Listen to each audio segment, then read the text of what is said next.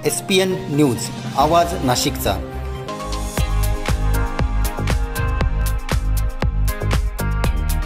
सर्वप्रथम आपल्या सर्वांना दीपावलीच्या मी खूप खूप शुभेच्छा देतो आणि दीपावली आणि येणारं नवीन वर्ष आपल्या सर्वांना सुख समाधानाचं, आनंदाचं जावं आणि आरोग्याचं जावं अशा प्रकारची ईश्वरचरणी प्रार्थना देखील करतो। आज अतिशय आनंदाची गोष्ट आहे की रवी राजा यांच्यासारखा एक मातब्बर नेता, ज्यांनी महानगरपालिकेमध्ये काँग्रेसचे नेते म्हणून महानगरपालिका गाजवली, मावळत्या महानगरपालिकेचे विरोधी पक्ष नेते म्हणून एक प्रचंड आक्रमक अशा प्रकारची भूमिका ही रविराजांनी मांडली। 5 टर्म सातत्याने रविराजा हे महानगरपालिकेमध्ये निवडून आले आणि आशिषजींनी उल्लेख केला तसा एक विक्रम हा त्यांच्या नावाने हा देखील आहे की 23 वर्ष बेस्टचे सदस्य म्हणून त्यांनी काम केलं आणि बेस्टच्या संदर्भात मुंबई महानगरपालिकेत ऑथॉरिटी म्हणून रवी राजा यांच्याकडे बघितलं जातं। प्रचंड मोठा जनसंपर्क आहे आणि एक मोठा कनेक्ट काँग्रेस पक्षातल्याही इतर नेत्यांसोबत त्यांचा आहे, ज्याचा येत्या काळामध्ये निश्चितपणे आम्हाला फायदा होईल। त्यांच्यासोबत अनेक नेत्यांनी प्रवेश केलेला आहे, त्या सगळ्यांचं मी स्वागत करतो आणि मला अपेक्षा आहे की रवी राजा यांच्या अनुभवाचा फायदा हा भारतीय जनता पक्षाला मिळेल। त्यांच्या माध्यमातून अनेक लोक आता संपर्कात येत आहेत। पुढच्या काळामध्ये काँग्रेसची काही प्रमुख मंडळी ही त्यांच्या संपर्कातून भारतीय जनता पक्षामध्ये प्रवेश करतील अशा प्रकारची या ठिकाणी परिस्थिती आहे। ती नावं आज मला विचारू नका, ज्यावेळेस त्यांचा प्रवेश होईल तेव्हाच मी सांगेन।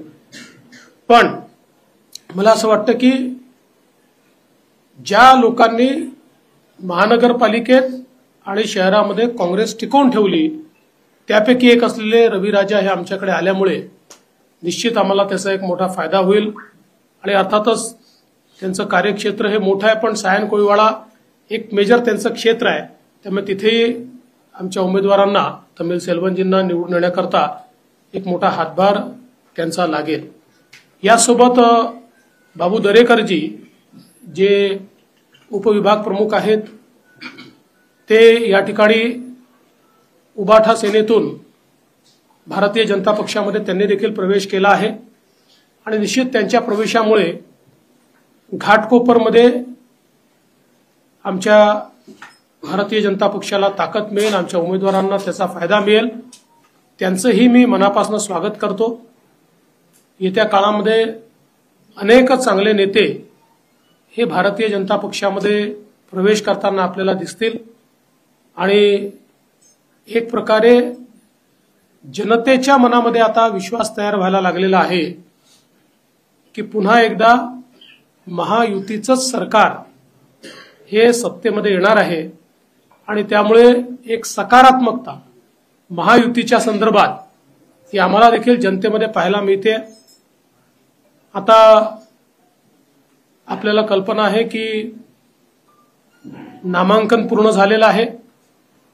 नामांकनानंतर काही ठिकाणी आमचे क्रॉस फॉर्म्स आले होते। काल त्या संदर्भात माननीय मुख्यमंत्री एकनाथराव शिंदेजींच्या घरी आमची बैठक झाली। त्या बैठकीमध्ये अजितदादाही होते, मी होतो, आमचे बावनकुळेजी, तटकरेजी, प्रफुल्लभाई सगळे आम्ही बसून जवळपास सगळे इश्यूज आम्ही संपवलेले आहेत। त्यामुळे आता त्या संदर्भातले कुठलेच इश्यू आमचे शिल्लक नाही। त्याचं प्रत्यंतर तुम्हाला आज आणि उद्यामध्ये दिसेल आणि जे परत घेतले पाहिजे असे क्रॉस फॉर्म्स सगळे परत होतील। आता आमचा प्रयत्न असा आहे की काही ठिकाणी क्रॉस बंडखोरी आहे, म्हणजे एकमेकाच्या उमेदवारासमोर लोक उभे झालेले आहेत। त्याही संदर्भात आम्ही एक नीती त्याची तयार केलेली आहे आणि तिन्ही पक्ष मिळून अशा प्रकारे ज्यांनी त्या ठिकाणी तिकीट नसताना उमेदवारी भरली आहे त्यांना परत घेण्याचा प्रयत्न आमचा असणार आहे. पक्षांतर्गतही काही ठिकाणी अशा प्रकारचे आमचे कार्यकर्ते उभे झालेले आहेत. त्यांना विश्वासात घेऊन आणि योग्य प्रकारे त्यांच्याशी चर्चा करून त्यांनाही परत घ्यायला कसं लावायचं असा आमचा प्रयत्न असेल. कालच्या एकूणच जे काही आता उमेदवारी अर्ज परवा जे सगळे पूर्ण झाले त्याच्यामध्ये आणि काल स्क्रुटिनीनंतर आम्हाला अपेक्षित असे सगळे अर्ज वैध झालेले आहेत. त्यामुळे आता मला असं वाटतं की दिवाळी 2 दिवस आहे, त्यानंतर साधारण 4-5 तारखेनंतर जोराने प्रचार सुरू होईल. त्याच्याकरता पूर्ण तयारीत आम्ही आहोत आणि अशा वेळी चांगली लोक भारतीय जनता पक्षात प्रवेश करतायत. मी त्यांचं सर्वांचं मनापासून स्वागत करतो.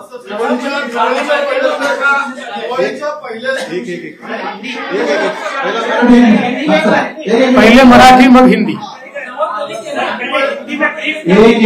आपण शांततेने घेतलं सगळे प्रश्न घेऊ. 1 मिनिट जरा शांतता. दिवाळीच्या पहिल्याच दिवशी मुंबई काँग्रेसला धक्का दिलेला आहे. येणाऱ्या काळामध्ये आणखी काही दिवसामध्ये काँग्रेसच्या प्रदेश नेतृत्वामध्ये काही धक्का मिळू शकतो का, असं काय पाहायला मिळू शकतं का? तुम्ही काय सूचक विधान केलं, येणाऱ्या काळात आणखी काय पक्षप्रवेश होऊ शकतात? निश्चितपणे होणार आहेत. काही चांगले पक्षप्रवेश हे अजून भारतीय जनता पक्षामध्ये होऊ शकतात. तुम्ही त्याची वाट पहा, आज मला विचारू नका. पक्षातील काही लोकांनी अपक्ष म्हणून अर्ज भरलेला आहे, गोपाळ शेट्टीची काही जागा नाही, आमचा निश्चितपणे प्रयत्न आहे. बघा, शेवटी गोपाळ शेट्टी हे भारतीय जनता पक्षाचे एक अतिशय प्रामाणिक अशा प्रकारचे सैनिक राहिले आहेत. ते अनेक वेळा आग्रही असतात, पण शेवटी पक्षशिस्त ते मान्य करतात. त्यामुळे आमचा हा प्रयत्न असेल की सगळी परिस्थिती त्यांना समजून सांगावी आणि त्यांनी नेहमी जी भूमिका घेतली आहे भारतीय जनता पक्षाच्या मागे उभं राहण्याची, तीच भूमिका त्यांनी घ्यावी अशा प्रकारचा आमचा प्रयत्न असेल.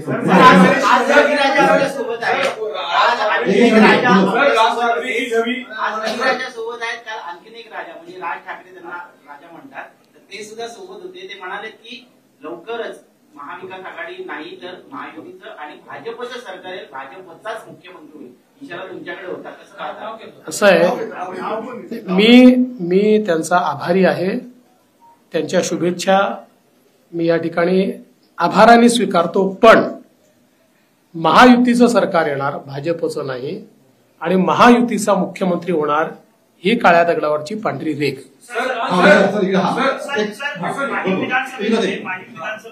आपण जर पाहिलं तर सरदार सरवणकर यांनी फॉर्म बाहेर घेऊन भरलेला आहे. तर तिकडे अमित ठाकरे सुद्धा उभे आहेत. भाजप म्हणते की अमित ठाकरे मदत करणार, मग महायुतीला उमेदवाराला मदत असं आहे. अजून आमची सगळी बोलणी चाललेली आहे. सीएम साहेब, राज ठाकरेजी, मी आहे, आशिष शेलारजी आहे. आमचा प्रयत्न आहे अजूनही की मार्ग असा निघावा की ज्यातनं आम्ही सगळे एकत्रित राहिलो पाहिजे. हा प्रयत्न अजून चाललेला आहे. ठाकरेजी सगळी उत्तरवादी विरोधी आहे, तुम्ही त्यांना उघडपणे समर्थन देत आहे आणि त्यांच्या समर्थन पण घेत आहे. त्यामुळे भाजप उत्तर भारतीय वोट भाजपवर नाराज होणार नाही का? एक. आणि दुसरं, तर तुम्ही कोऑर्डिनेशन कमिटी बनवली होती तरी पण महायुतीमध्ये बंडखोरी का झाली? पहिल्या प्रश्नाचं उत्तर असं आहे की आपण जो प्रश्न विचारला त्याचं उत्तर हे मागच्याच लोकसभेच्या वेळी मी दिलेलं आहे की आता राज ठाकरे यांनी व्यापक हिंदुत्वाची भूमिका घेतलेली आहे. बघा, क्षेत्रीय अस्मिता जी असते हिला भाजपचं नेहमीच समर्थन राहिलं आहे, पण त्याच्यासोबत क्षेत्रीय अस्मितेसोबत एक राष्ट्रीय अस्मिता आहे, तिचा स्वीकार होणं हे महत्वाचं असतं. ती राष्ट्रीय अस्मिता म्हणजेच हिंदुत्व हे राज ठाकरेंनी स्वीकारलेलं आहे आणि म्हणून मला याच्यामध्ये कुठलाच प्रश्न वाटत नाही. दुसरं काय विचारलं तुम्ही? नाही, ते ठीक आहे. अरे बाबा, कोऑर्डिनेशन कमिटीने जर लोक बसले असते तर कोऑर्डिनेशन कमिट्याच तयार केल्या असत्या. कोऑर्डिनेशन कमिटी एक विषय असतो. आता तुम्ही मला सांगा की 288 मतदारसंघात 8-10 मतदारसंघामध्ये प्रॉब्लेम झाले, म्हणजे किती कोऑर्डिनेशन झालं बघा ना. त्यांचं तर अजून समजलंच नाहीये महाविकास आघाडीचं नेमकं काय झालंय. तुम्हाला कळलंय का? कळलं असेल तर मला नंतर समजावून सांगा. पहला पटाखा आपने यहाँ सुबह सुबह जलाया है, क्या ये लगातार चुनाव तक रहेगा? क्या पहला? दूसरा सवाल ये है कि जिस तरीके से बगावती तेवर अलग अलग जगहों पर दिख रहे हैं, उसके लिए बीजेपी और महायुति कितना प्रयत्न कर रही है? कल रात में आपकी मीटिंग नहीं हुई। मुझे इस बात की बहुत खुशी है कि कांग्रेस पार्टी के 5 बार कॉरपोरेटर रहे और विपक्ष के नेता रहे ऐसे एक बहुत ही कद्दावर नेता रवि राजा जी ने आज भारतीय जनता पार्टी में प्रवेश किया है। उनके साथ कई प्रमुख पदाधिकारियों ने भी भारतीय जनता पार्टी में प्रवेश किया है। मैं रवि राजा जी का बहुत स्वागत करता हूं, उनके साथ आए सभी पदाधिकारियों का स्वागत करता हूं। साथ में उबाठा सेना से बाबू दरेकर जी ने भी प्रवेश किया है, मैं उनका भी बहुत बहुत स्वागत करता हूं। और ऐसे पटाखे चलते ही रहेंगे।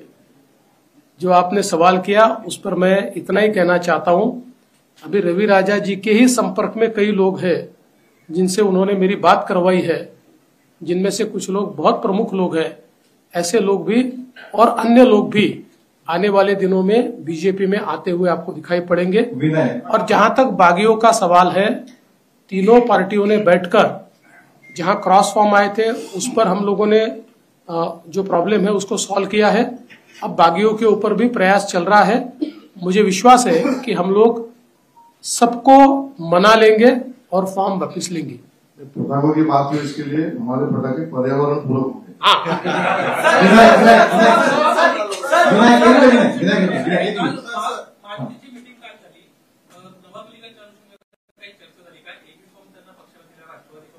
मला असं वाटतं याच्यावरची अधिकृत भूमिका आशिष शेलारांनी काल मांडली, त्याच्यानंतर मी देखील ती भूमिका अधिकृत आहे हे सांगितलेलं आहे। त्यामुळे आता याच्यावर पुन्हा पुन्हा चर्चा करून काही फायदा नाही।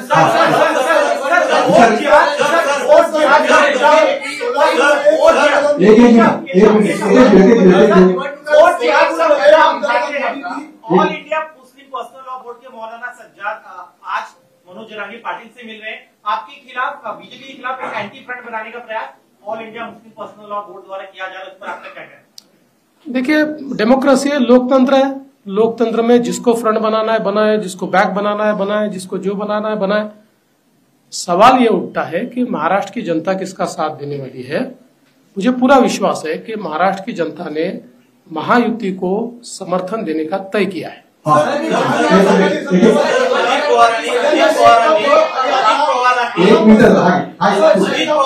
अजित पवारांनी तासगावमध्ये फार मोठं वक्तव्य केलं। कथित सिंचन घोटाळ्या प्रकरणी त्यांनी आर पाटील यांनी माझा केसाने गळा कापला असं वक्तव्य केलं। मोठा गौप्यस्फोट आहे। ती फाईल तुमच्याकडे आली होती काय? असं आहे, या संदर्भात मी कालच सांगितलेलं आहे आणि ही फाईल कुठली गोपनीय फाईल नाही, माहितीच्या अधिकारात देता येते अशा प्रकारची फाईल आहे। त्यामुळे तुम्हाला काय इंटरेस्ट असेल तर तुम्ही देखील मागून घ्या, पण आता वारंवार तो प्रश्न कशाला। आता आर पाटील हे हयातीत नाहीत, त्यामुळे त्याच्यावर फार बोलणं योग्य नाही।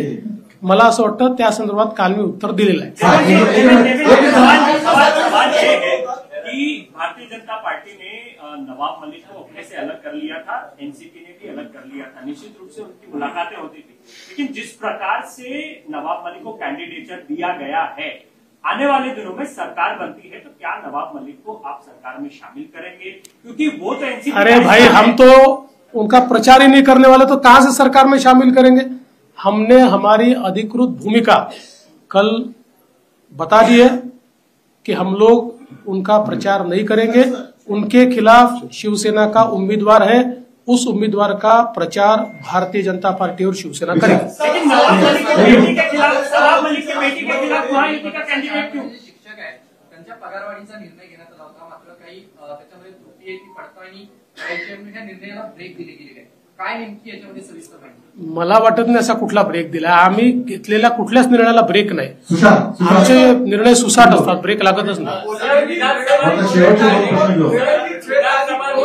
भाजप जवळपास 100हून अधिक सभा घेत आहे, त्यामध्ये नरेंद्र मोदींच्या 8 ते 10 सभा आहेत। काय नेमकं नियोजन ठरलं? असं आहे की भारतीय जनता पार्टी आणि सगळेच पक्ष निवडणुकाच्या निमित्ताने सभा घेत असतात। आमची राष्ट्रीय पार्टी, आमच्याकडे अतिशय पॉप्युलर अशा प्रकारचं नेतृत्व आहे, लोकांना हवं असं वाटणारं नेतृत्व आहे। त्यामुळे निश्चितपणे मोदीजी असतील, अमितभाई शहा असतील, नड्डाजी असतील किंवा आमचे मुख्यमंत्री असतील किंवा गडकरी साहेब असतील, असे जे राष्ट्रीय स्तराचे राजनाथ सिंगजी असतील, राष्ट्रीय स्तराचे नेते असतील किंवा आमचे मुख्यमंत्री असतील, आम्ही कोणाकोणाला बोलवणार आहे हे फार सोपं आहे. तुम्ही आमची 40 लोकांची स्टार प्रचारकांची यादी बघा. त्या यादीत ज्या त्या प्रत्येकाची आम्ही या ठिकाणी सभा करू.